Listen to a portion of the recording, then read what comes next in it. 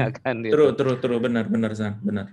Jadi itu salah satu identifikasi gapnya di mana oke, marketing bikin promonya, dia mungkin bikin materinya, atau di satu sisi dari 6 customer ini mau ada satu apa ya namanya, ada inovasi baru, dia bikin webinarnya, atau sekarang ya kalau misalnya dulu banyak kan seminar kayak misalnya kita lihat Microsoft atau apa gitu Seminar offline contohnya. maksud lo kan ya, seminar Ya, offline kan. seminar-seminar offline, mereka gathering, seminar, ada produk baru dan lain-lain. Itu aktivitas Yes. marketing yang aktif, dia bilang gitu.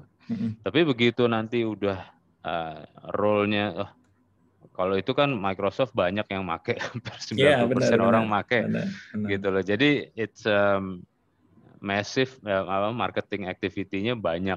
Mereka bikin seminar, bikin online dan lain. Tapi begitu sudah mengerucut ke beberapa key customer, alangkah baiknya marketingnya ini juga sedikit indus dan mengerti, masuk ke dalam bisnis, at least mengerti bisnisnya customer gitu loh, apa yang mau dicari gitu loh. Oke. Wait San. Jadi tadi kan kasusnya adalah sebuah perusahaan di Bandung sih, tekstil, biar lebih clear gitu ya. Dia cerita ke gua gitu, Ri, gua tuh punya pemilik pabrik, dia cerita, Ri, gua tuh punya 6 customer se-Indonesia dia bilang sejak 10 tahun, jadi generasi bapaknya sudah, dia generasi ketiga sekarang. Itu sama cucunya yang dia pegang. Jadi dia cerita kalau sekarang ini dari 3 customer itu lagi shaking nih, permintaannya udah mulai berubah dan turun drastis. Jadi dia cerita kalau ada yang mau masuk, cuman gua nggak mau terima, kata dia tuh. Which is good kalau menurut gua, nggak usah dulu diterima, karena kan cara yang tadi lu cerita, value-nya belum tentu sama, value inovasi, value creation. Ada yang fokus ke asal jualan, asal jadi, selesai gitu.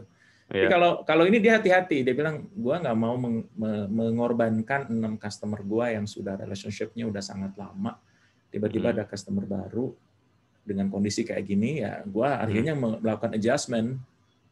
Dia lebih memilih mempertahankan 6 customer, padahal ada yang baru, cuman gua nggak tahu secara value-nya dia gitu. Jadi emang yang lu sebut tadi benar banget, key account. Ketika customer menjadi sedikit, statusnya menjadi key account. Account utama gitu ya. Iya. Atau satu gitu. Dari 6 gitu ya, account satu kunci dari lah.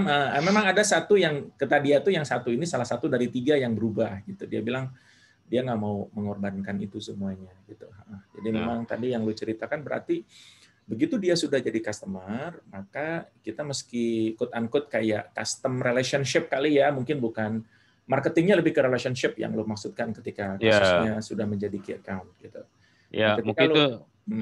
Sama satu lagi, ketika lo highlight Microsoft tadi, Microsoft yang lo maksud pasti yang Microsoft B2B ya Sob ya, bukan yang B2C. Iya. Paham. Jadi benar banget, salah satu tambahannya tadi ya, memang di B2B itu larinya nanti ke arah relationship management lah ya.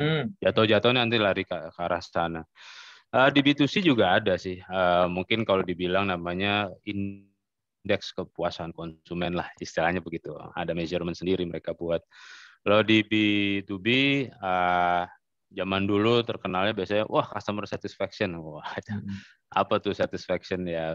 Pertama itu bisa hanya simple survey, how satisfied are you? Tapi lama-lama mereka mengevolve menjadi sekarang tuh nowadays namanya customer experience, di mana setiap business life cycle dari supplier ke customer-nya itu diukur dari cara gimana quotation-nya, proses quotation-nya bagus apa enggak, decision kontraknya oke apa enggak, diskusinya, sampai delivery invoice, sampai delivery produknya itu sendiri. Nah itu semua diukur. Jadi instead of 1 tahun sekali survei satisfaction gitu ya, ini mungkin some key transaction yang dilakukan tiap 3 bulan tuh diukur gitu loh. Supaya tahu, karena kalau customer satisfaction jeleknya kalau 1 tahun sekali udah mendekati survei, wah udah langsung orang salesnya mendekati lah, halus gitu. Pak ini kan kita udah begini ya. Nah lucunya begitu mau survei terus ada kasus 2 hari sebelumnya, beres itu hasilnya. Kelar hidup lo. Cuman kalau customer experience itu setiap event yang dilakukan dalam sales to delivery itu dilihat dan itu secara random. Jadi ya itu secara garis besarnya seperti itu. Tapi balik lagi kita ngomongin customernya tadi ya temannya Harry ya, ngomongin dari situ. Semua pertama tergantung dari strateginya dia juga. Kalau jadi gini, kadang-kadang penting mengetahui value-nya dia dulu. Sebetulnya customer yang baik buat gue tuh apa? Itu. Karena ada beberapa orang bilang, gue mau secure margin. Atau gue bilang, yang penting gue market share. Jadi itu mesti di-define dulu. Dan gue rasa yang punya usaha lebih tahu lah itu. Terus yang kedua, lihat dari 6 customer itu sendiri, apa yang mereka value. Dari 6 customer ini misalnya gitu. Misalnya satu customer, memang besar gitu. Tapi ujung-ujungnya selalu diskusi harga di procurement. Nggak pernah ngomongin lain-lain lah. Saya nggak tahu kalau tekstil dia mensuplai kain ya. Tidak pernah bisa mendiskusikan apa perbedaan produk Anda terhadap yang lain. Sama procurement adalah harganya berapa. Pertanyaannya, itu besar. Tapi apakah itu customer yang Anda mau untuk ke depannya? Itu kan pertanyaan lagi gitu. Betul. Kalau misalnya mereka harga simple, one day begitu mereka kena cost pressure, kelar hidup loh. Mereka akan mentransfer aja udah cost-nya itu ke supplier. Iya, gitu. benar. Nggak ada lagi. Benar. Nah, terus gimana bisa, kalau pertanyaan terus Pak, gimana bisa tahu dong kalau misalnya, ya sekarang dari aktivitasnya aja, Anda dibilang 6 customer itu ya, relationship seperti apa yang Anda punya sama customer? Maksudnya, apakah Anda hanya bicara dengan procurement? Apakah Anda bisa berbicara dengan atau production manager ataupun even marketingnya mereka? Gitu. Begitu Anda punya akses, punya relationship yang bagus dan Anda yakin bahwa wah, ini sepertinya banyak hal yang bisa dilakukan. Nah, disitulah mulai timbul, kita sebagai supplier, apa yang kita bisa bantu dia. Dan inilah masuk role marketing tadi. Jadi sebagai partnernya orang sales yang ke customer, dia melihat. Ada satu yang gue suka ya, dulu gue belajar itu, ngomonginnya namanya third box thinking. Third box thinking itu adalah understanding your customer. Dan menurut gue itu sangat menarik. Jadi begitu kita supplier, kita misalnya anggaplah ya, ini simpelnya bisnisnya, let's say packaging. Packaging, gitu ya. yes. Begitu kita tahu, misalnya let's say packaging botol ya, kita tahu nih customer kita tuh apa gitu. Berarti kan packaging jual ke pabrikan bikin brand. Terus habis itu dia bikin lagi, dia jual lagi ke retail. Let's say retail besar, let's say Carrefour. Yes. Kalau orang marketing bisa tahu apa sih sebenarnya yang dicari Carrefour, apa sih yang dicari ini, kenapa mereka apa sih value apa sih yang misalnya retail itu sales space-nya kecil. Saya mau yang cost efficient. Nah, kalau dari supplier tahu, ini key-nya di kategori tersebut, dia bisa meng-provide value itu ke customer-nya dia. Nah, dan kedua, produk innovation-nya pun sendiri juga bisa ke tailor-made ke arah sana. Bulan sebelumnya memang saya kerja di perusahaan packing udah lama, dan itu rata-rata kayak di dulu evolvement produk, ready to drink di Germany itu, dari branded sampai retail brand. Branded sampai ke retail brand. Jadi zaman dulu tuh ya branded lah. Branded tuh kayak misalnya di sini misalnya Sunkist atau apa. Iya. Tapi lama-lama kategori itu evolve menjadi retail brand. Jadi kayak Carrefour Juice atau jadi kayak private labelnya sebuah menjadi manufacturing. Private label. Dan itu supply chain yang berubah. Okay. Nah, kalau dipikir-pikir, kalau kita tahu perubahan itu ke depannya, kita bisa mengantisipasi mengenai growth dan juga inovasi kita gitu loh. Dan apa yang mesti di-influence ke customer kita langsung.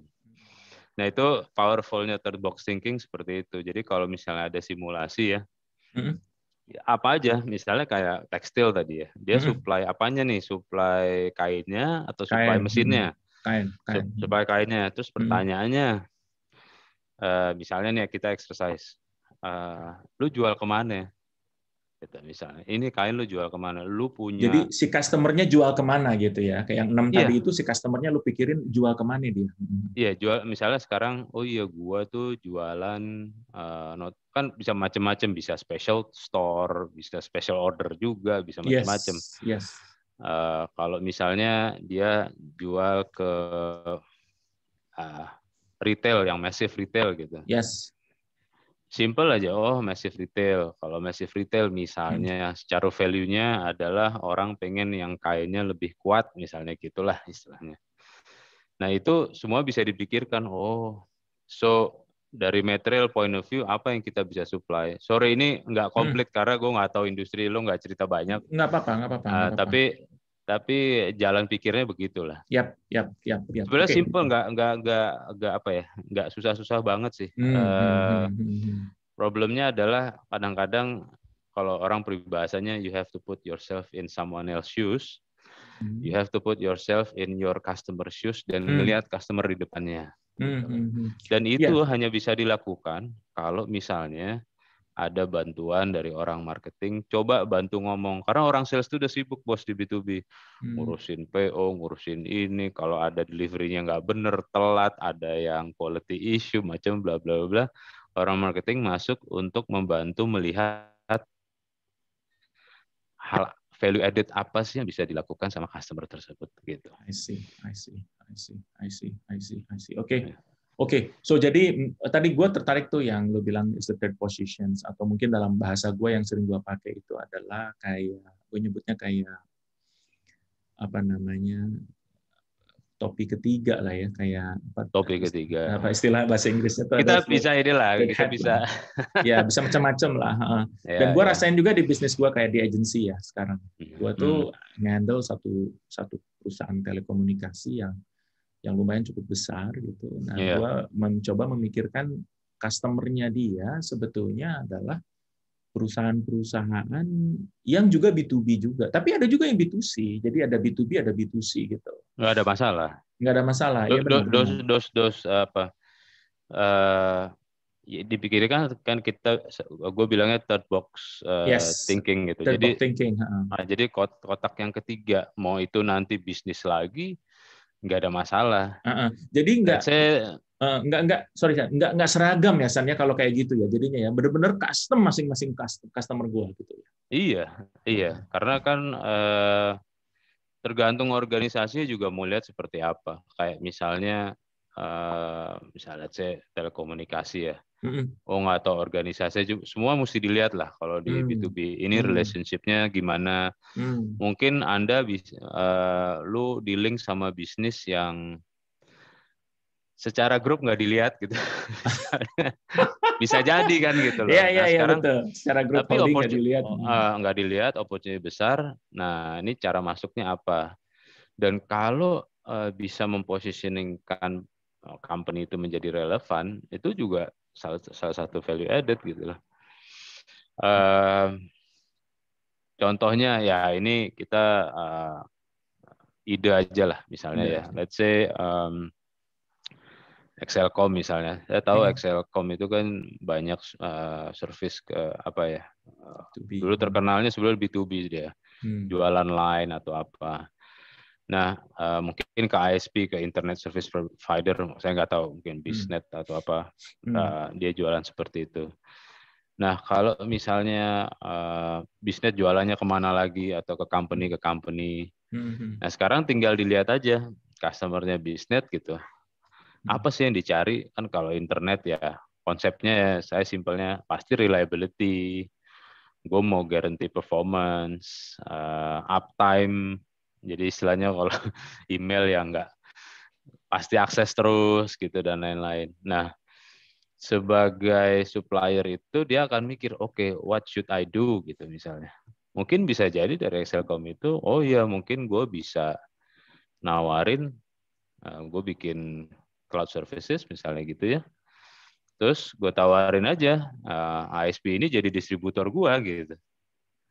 Bisa jadi. Bisa kayak jadi. Gitu-gitulah. Jadi kayak justru malah dimanfaatkan jadi kayak chain gua gitu ya. Kayak bisa chain, jadi. supaya long lasting, bisnis lu bisa tetap jalan. Dia juga ISP gua jadi distributor gua nih gitu. Iya. Jadi karena lo udah subscribe ini, jadi begitu lo tahu what's ahead of your customer. Wow. Nah, itu bisa mendepict inovasi lo, bisa mendepict strategi lo, bisa mendepict, dan itu nanti ujung-ujungnya adalah mentranslate orang marketing bisa memberikan value added. Yang bisa mikir ke jauh situ ya orang salesnya bisa aja, Bos. Iya. Cuman kan tadi lu bilang kalau orang sales banyak. Orang sales kerjanya banyak, kejuggling sama ini itu, yes, benar paham. Jadi orang marketingnya diarahin ke situ, ya. Gitu. Sip.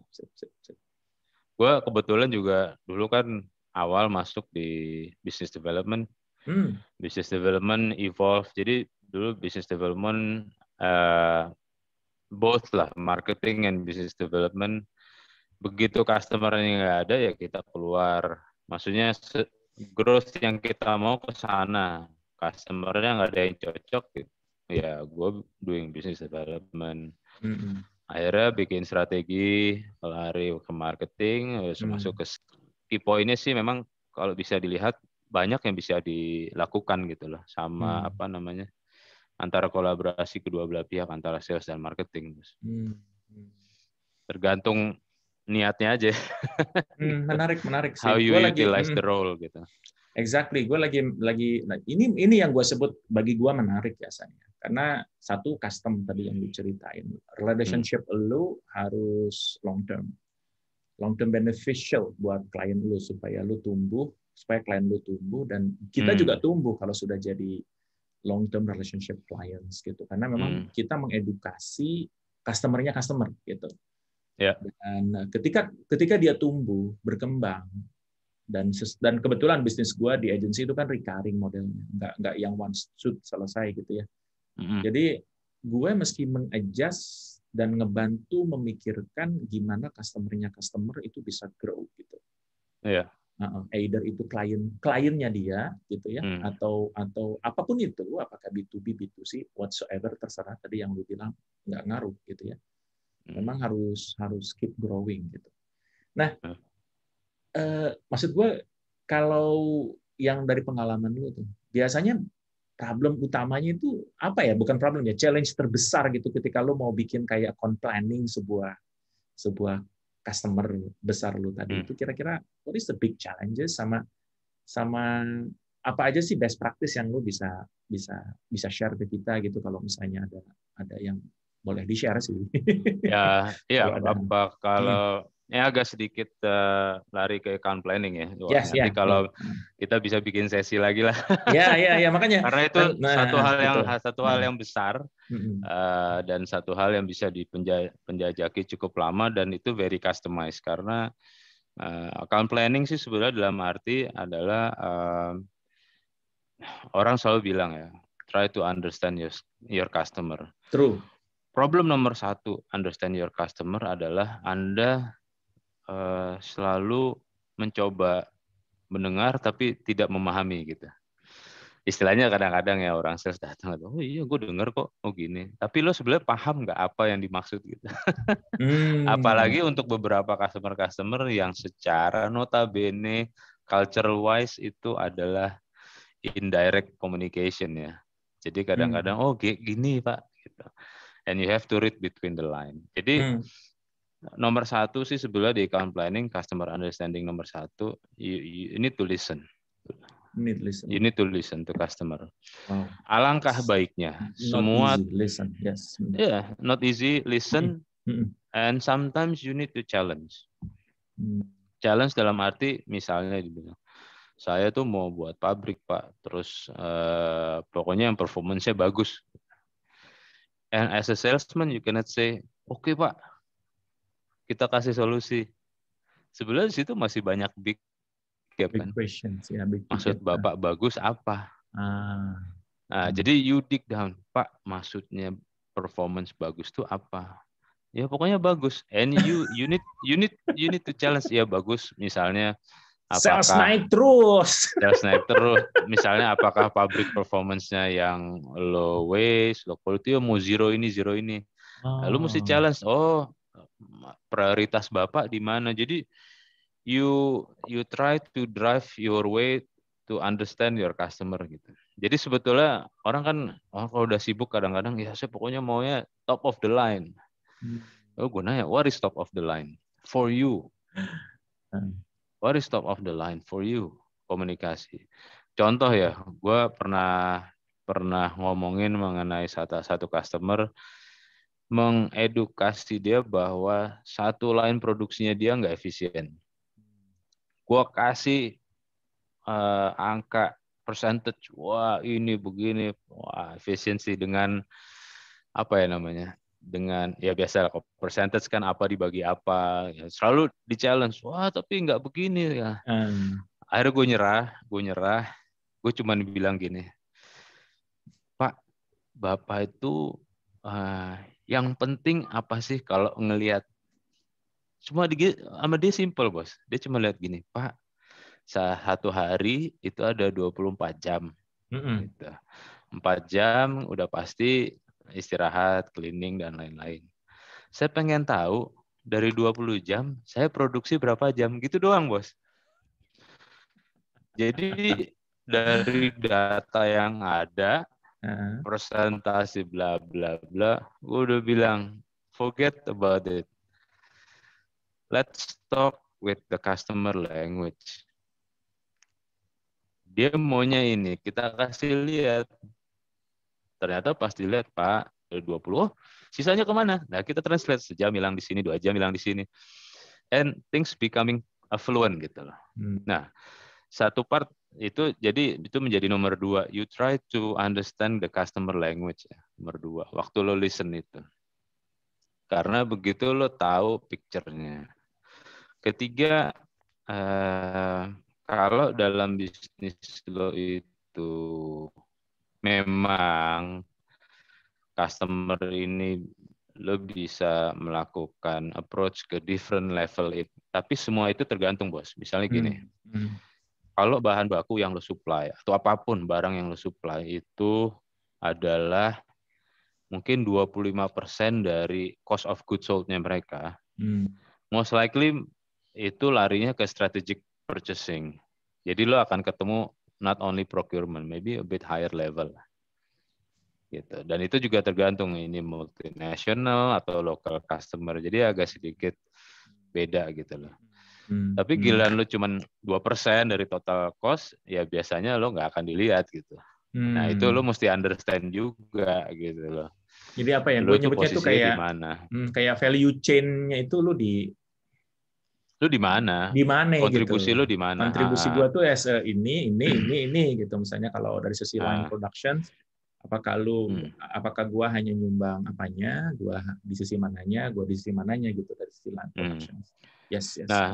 Tapi juga itu bisa berubah, nggak statik bos. Jadi bisa aja. Nah inilah pentingnya juga understand also the company direction secara bisnis ya, which is lo mesti tahu. Tiba-tiba mereka tadinya cost competitiveness terus gitu. Tiba-tiba datang direktur baru, lo lihat, kita akan menjadi value innovation. Nah, oke. Wah, value innovation. Wow.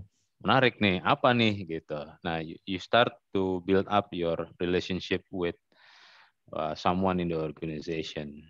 Karena kadang-kadang begitu ada direktur baru, mereka mencanangkan sesuatu, itu belum tentu trickle down-nya ngerti semua bos apa yang bisa dicari gitu. Benar, it's happened. Yes. Nah, jadi begitu, wah ada kesempatan nih baru.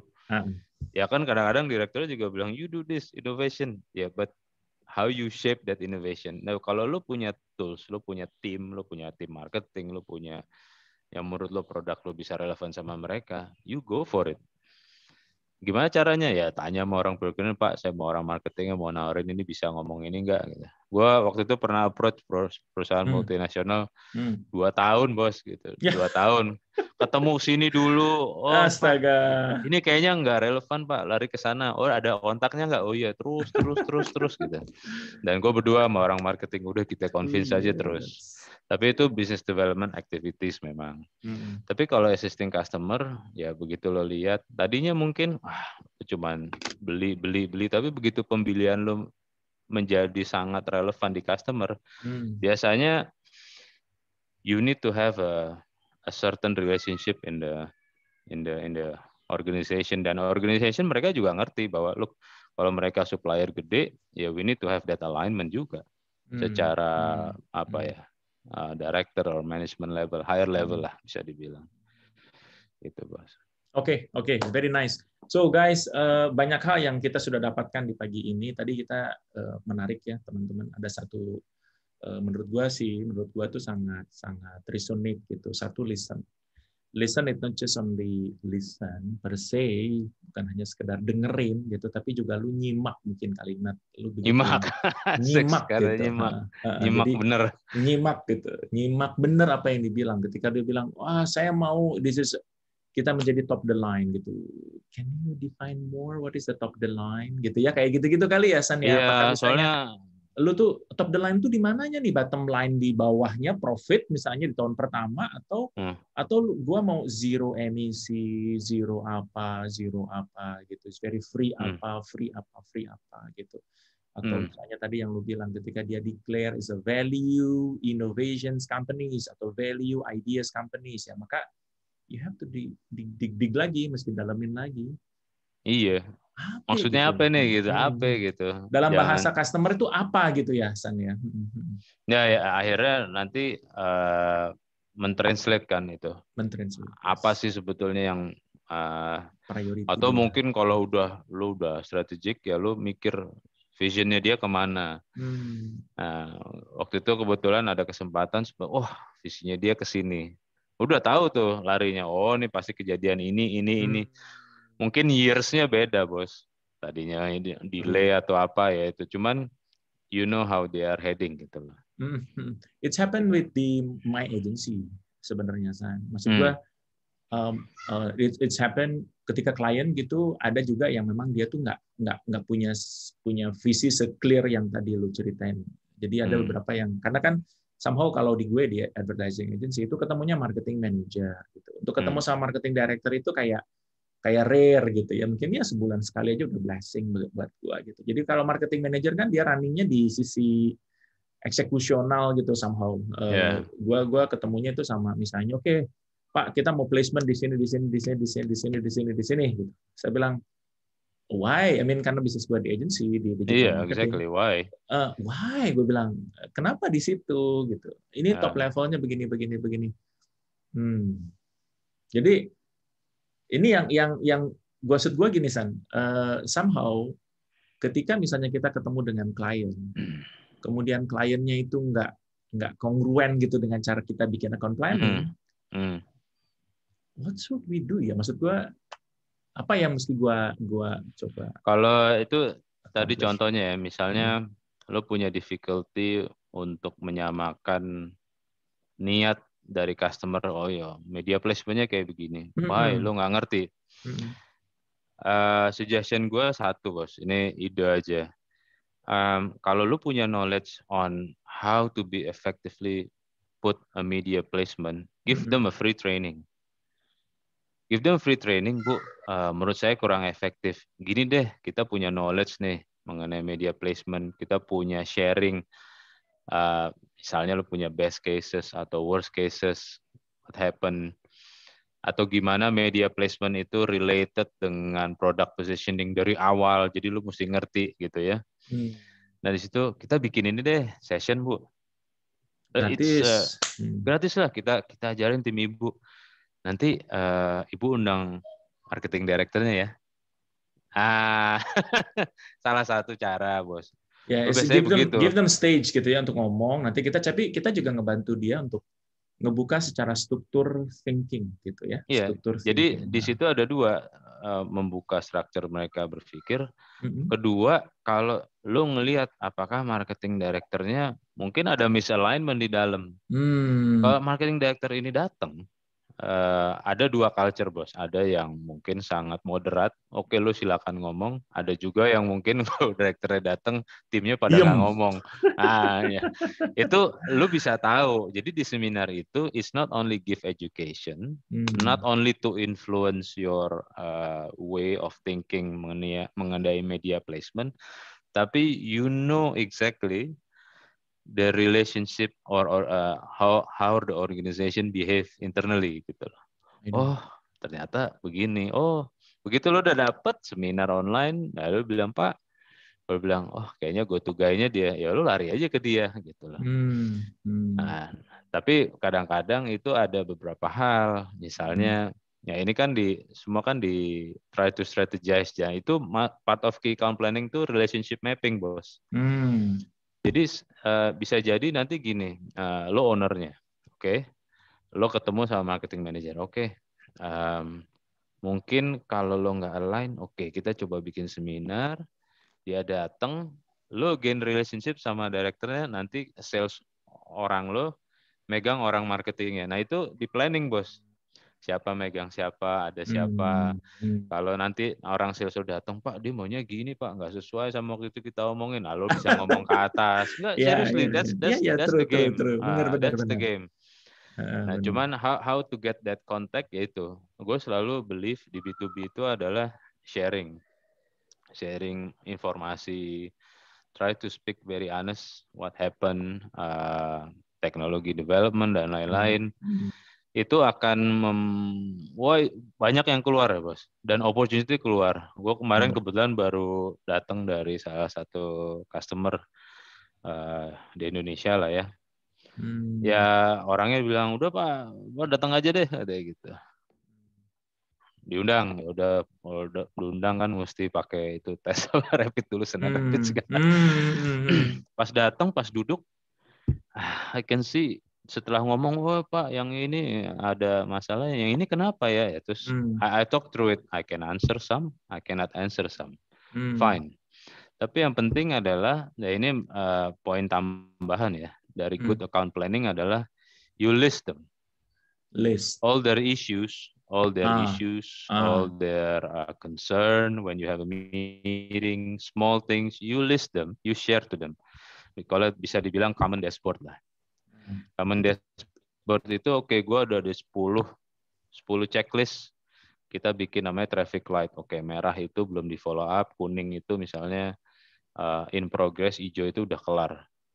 And you review that every month or every 3 months, whatever. Okay. Itu udah masuk ke arah key account tools.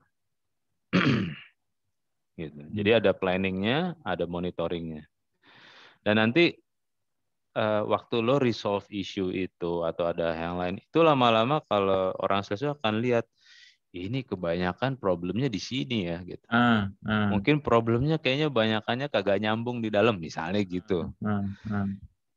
And your role as a company is to connect and to synchronize them internally.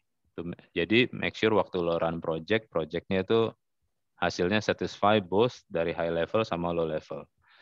Kalau misalnya lo jual machinery misalnya, machinery tapi juga ada marketingnya, lo bisa lihat nih masalahnya apa. Oh ternyata masalah di pabrik, and you will spend your time more in the factory than in the misalnya salesnya mereka gitu. Kalau gue istilahnya gini, bos, dulu waktu jadi kita ada berapa departemen ya, service sama ini. Terus komplain lah, wah servisnya nggak banyak nih segala, mereka begini. Pertanyaan gue simple, berapa kali lo ketemu sama dia sih? Ya katanya ya tiap bulan juga enggak sih, tapi tiap 2 bulan gue visit. Apa yang lo bisa dapat, gue bilang. Terus akhirnya gue ngobrol sama head of service-nya, ya gue bilang gini deh, gue bilang, gue mau tiap gue datang dia ada, gue bilang. Gue datang visit customer, ngurusin yang lain di satu customer itu, dia juga ada, ngomongin, ngomong aja, duduk, dan berjalan isunya banyak tuh bos, keluar ini, keluar itu. Terus akhirnya ada beberapa yang bukan kita, ada beberapa yang kita bisa bantu. And those bantu bisa menjadi potential service gitu loh. Atau menjadi potential project. Lu begitu tahu masalahnya customer, lu ngerti begitu apa yang lu jual. Itu salah satu yang gue bilang. After sales services is as the same as any project sales. Karena lu jualan barang misalnya, terus barang itu dipakai. Kalau lu nggak sering ke customer, lu nggak tahu barang ini perform bagus apa enggak. Yang ada di internal mereka, nih nggak bagus segala. Gue juga baru datang, Pak, yang itu nggak jalan tuh Pak. Emang kenapa? Gue bilang gini. Emang nggak pernah diomongin. Intinya ngobrol bos, sama customer-nya mesti ngobrol memang. Isunya apa.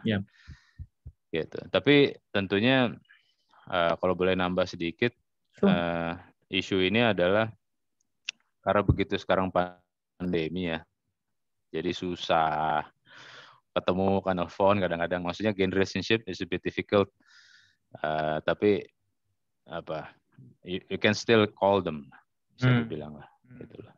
Mungkin not as effective as before, tapi ya tetap you need to do it juga gitu loh. Safety reason. Okay, very interesting. So I think memang mulai gue terus terang been at the B2B juga udah lama, tapi diskusi ini ngebuka pikiran gue bahwa the power of relationship, it not just only hearing the customer issues, but also listen, nyimak gitu, dan juga dalam nyimaknya itu bukan hanya sekedar oke, tahu ini terus gitu impact-nya ke kita dan service kita apa gitu.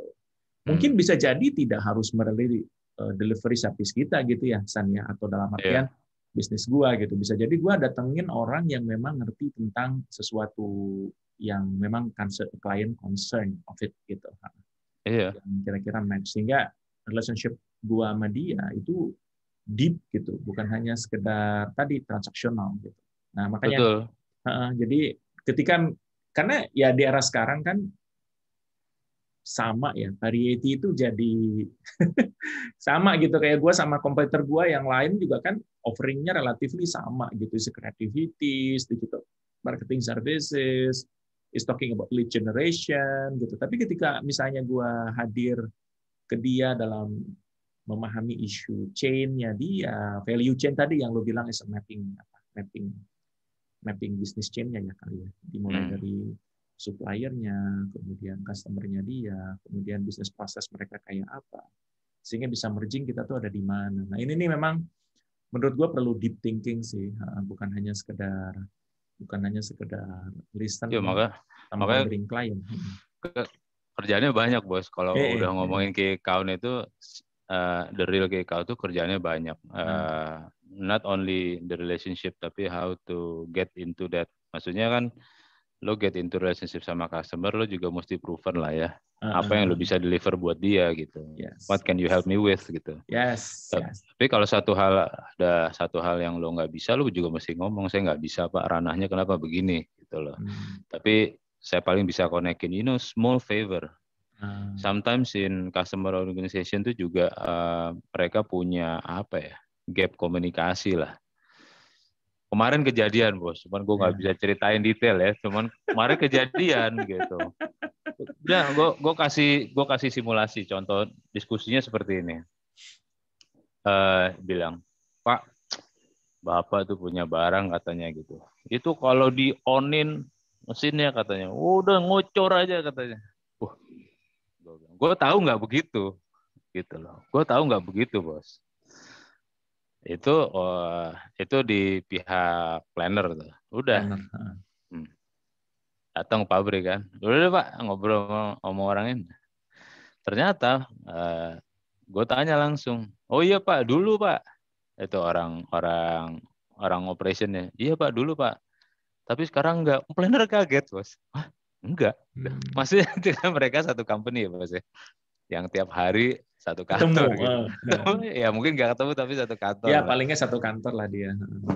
Nah, makanya dia bilang, Pak itu sebetulnya standar Pak. Jadi kalau udah certain percentage dia akan baru jalan. Jadi nggak langsung ngucur jadi WC banyak banget. Dia bilang gitu.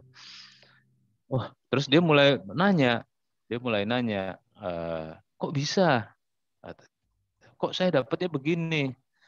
Terus planner bilang, karena waktu saya assess untuk pembelian, ini merupakan weakness-nya barang Bapak. Coba lu bayangin, Bos. Kalau gue nggak temuin tuh orang, di otak dia masih, gue bilang barang gue kayak gitu. Jadi kemarin itu, enggak Pak. Dia sampai bilang, oh gitu. Jadi kenapa Pak? Iya Pak, soalnya orangnya tuh asal mencet aja di lapangan. Tapi gue bilang, Pak, tar dulu, kenapa? Itu. Nah ini balik ke arah di Mawe ya, nanya why. So waktu lo troubleshooting, lo nanya 5 kali why, kenapa? Jadi kalau misalnya, ini langsung ngucur aja, bikin waste. Kenapa? Karena dia mencet. Kenapa dia mencet kayak gitu? Nah terus gitu, bisa jadi orang yang nggak tahu, bisa jadi orangnya males nunggu gitu, atau nggak ngerti lah. Nanti yang di fix prosedurnya apa dan lain. Itu satu contoh aja lah ya. Cuman yang gue pengen ambil pelajarannya di situ adalah, itu kemarin kalau nggak ditemuin, 2 orang itu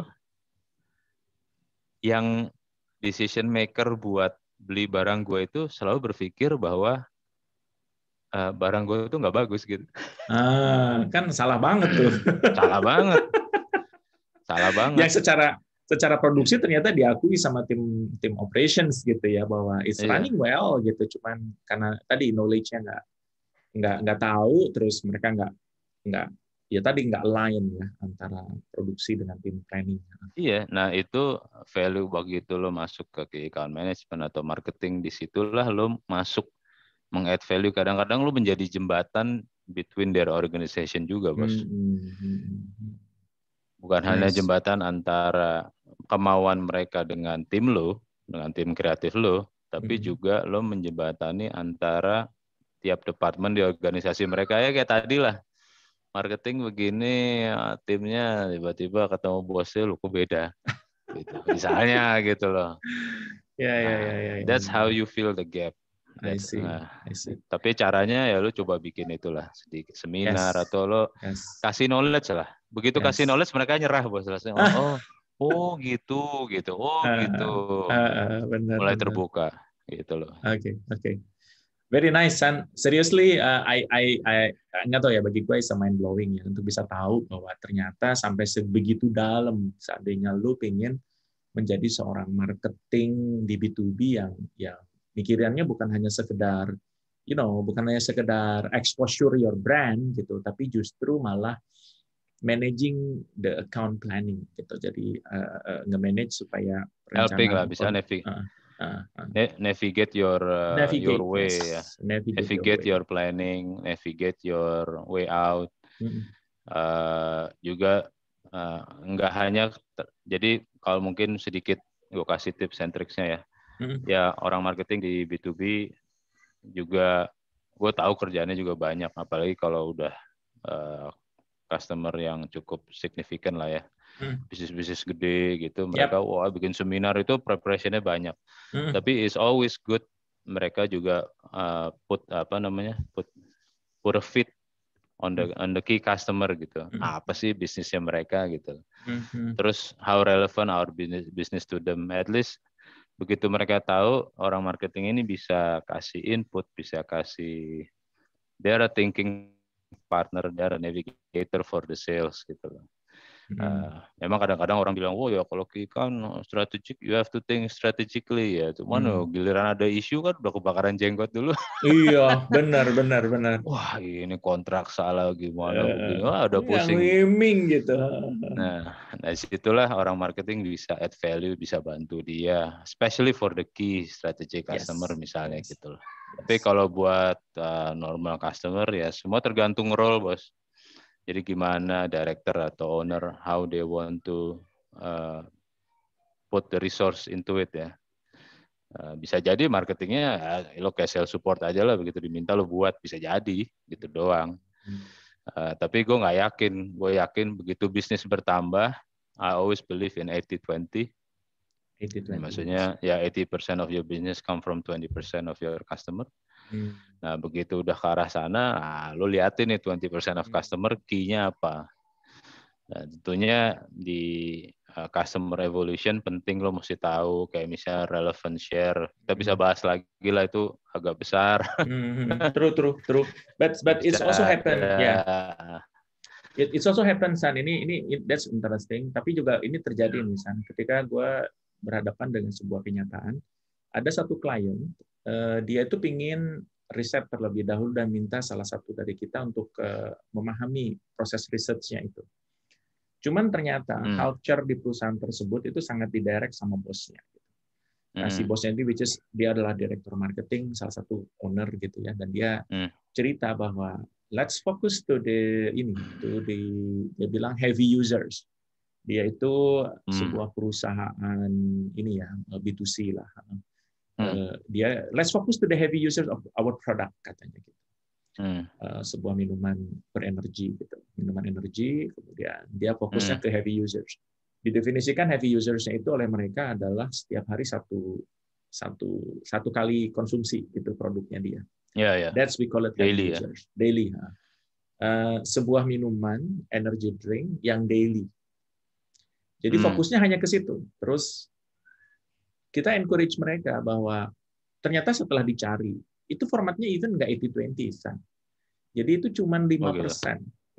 Cuma 5% dari user yang kita temui secara random yang masuk kriteria itu gitu. Nah, terus kita jelaskan bahwa let's not focus to the heavy users, tapi kita sebut sebagai middle lah gitu, sebagai middle users. Coba fokus ke mereka yang konsumsinya mungkin tidak sampai tiap hari, katakanlah 2 atau 3 seminggu per minggu aja udah kita sebut sebagai middle users gitu. Itu kan kontras tuh, San. Terasa sekali bedanya gitu antara heavy user sama middle users. Ketika kita coba mapping itu dalam habit-nya, kemudian value-nya, kemudian apalagi ya tentu ke bawahnya itu pasti beda-beda lagi gitu, apalagi medianya dan lain-lain. So it's happened, dan ketika kita suggest untuk bikin training, mereka kebuka baru. Oh iya ya, kenapa kita terlalu fokus ke tadi yang heavy users gitu. So and maybe they shift a bit. Soalnya biasanya kalau high position dia punya ego juga, bos. Jadi kayak ya bolehlah lihat, tapi yang ini jangan ditinggalin gitu lah. Ada yang kayak begitu, ada juga yang sangat very factual. Kayaknya nggak relevan lagi, kita lompat, ada. Jadi I mean that's a good story juga ya, maksudnya. Tapi di pengalaman gue selalu ada, apalagi dengan higher level, ada satu ego dibilang oke, kita buka sedikit deh, tapi jangan lupa ya yang heavy user gitu. Pasti ada tuh, padahal dalam arti ya heavy usernya juga ya itu yang terjadi yang begitu, San. Yang terjadi yang begitu. Jadi dia bilang komunikasi yang deep katanya itu diarahkan ke yang heavy users. Cuma untuk yang dapatin market baru, coba kamu portray yang dia sebut sebagai middle to up lah gitu ya, middle to heavy gitu users yang tadi definisinya yang tadi gue ceritain gitu. So it's shifting already sekarang, mereka kebuka gitu ya. Oh ternyata sizingnya besar, itu sampai 30% middle tadi, 30%, dan kontribusinya juga ternyata nggak sedikit juga, dari 30% usernya dia itu kontribusinya sampai 60%. Gitu. Tapi kadang-kadang gini, buat diskusi aja sih. Kadang-kadang in the back of their mind lo mesti tahu juga. Misalnya gini, misalnya gue pemain kecil, gitu. Misalnya gini, gue pemain kecil, tapi gue yakin produk gue bagus. Nggak tahu gimana lah, misalnya a certain thing it gives more natural energy dan dari yang lain misalnya gitu ya. Lo mesti lihat company dia supply chain-nya juga gimana gitu. Jadi kalau lo ngomongin company sekelas Danone yang istilahnya wah begitu launching gue nyebar kemana-mana, ya lo akan lihat gitu loh. Tapi filosofi behind kenapa dia lari ke heavy user, karena intinya mungkin dia mau melihat lebih dalam profil konsumen ini bisa diinfluence dengan hal-hal yang baru enggak. Karena dia yakin kalau gue misalnya ke middle, kalau ngomongin tadi B2C lah ya, customer saya lari ke sana atau ke retail, mereka juga nggak punya strength in production and distribution at the moment. Mungkin, gue nggak tahu customer saya itu kan bisa jadi. Jadi di sini maksudnya, okay, you get those requests, ya mungkin secara operasinya kenapa lo nggak ke sana? Tapi lo mesti lihat nih company baru, lo lihat distribusinya, lo lihat ini, ya mungkin dia juga nggak mau gue kayak tebar garam ke laut gitu. Iya, betul. Gue fight sama middle brand yang hanya cost aja, tapi gue premium. Nah, maybe that's the thinking. Nah, itu salah satu. Menurut gue diskusi kita ngomongin listen and nyimak tadi, Bang. That's true. It's happened. Dan memang begitu, San. Jadi in reality ketika kita lagi running hal yang kayak gitu, itu langsung ke situ tuh arahnya tuh. Yang tadi lo cerita bahwa memang dia sebenarnya big corporation, like you name it lah. Begitu gue bilang energy drink is the one of the top level brand gitu dia. Kemudian dia sadar gitu, gue tuh nggak mau waste gitu, karena ya di tengah hiruk pikuknya orang ngomongin sehat, ngomongin lebih dan lain-lain gitu, tiba-tiba gue berteriak-teriak bahwa ini ada loh energy drink boost up your thing dan seterusnya gitu, tuh kayak is it relevant gitu ya. Jadi ya gitu-gitulah. Jadi emang benar-benar harus the right amount of the target yang harus dia bidik properly, sehingga dia fokus ke tadi heavy users. Kita ngerti itu cara berpikirnya dia gitu. Terus kita suggest ke mereka, karena sizingnya kecil, kita nggak mau portray terlalu niche gitu, karena ini kan produk mass sebetulnya. Kalau terlalu kecil juga, sizing lu nggak dapet gitu. Jadi dilema kayak gini nih menurut gue cukup menarik ketika kita diskusi di level agency kayak gue yang sifatnya kayak communications gitu. Iya. True. Oke, time is up. Thank you, San, for your kindness. Kita memang akan ada apa namanya? Gue nyebutnya kayak ada training yang memang didesain untuk key account planning. Tapi nanti kita akan buat dulu, saya menyebutnya kayak polling ya. Nanti kita akan kirim di channel Anda. Terima kasih buat teman-teman yang sudah menyimak. Nanti pollingnya akan ada di caption di bawah. Itu silahkan diklik, nanti Anda silahkan semua isi. Thank you semuanya. Oke, thank you. Salam sehat. Salam sehat buat semuanya. Thank you, San. Thank you. Thank you.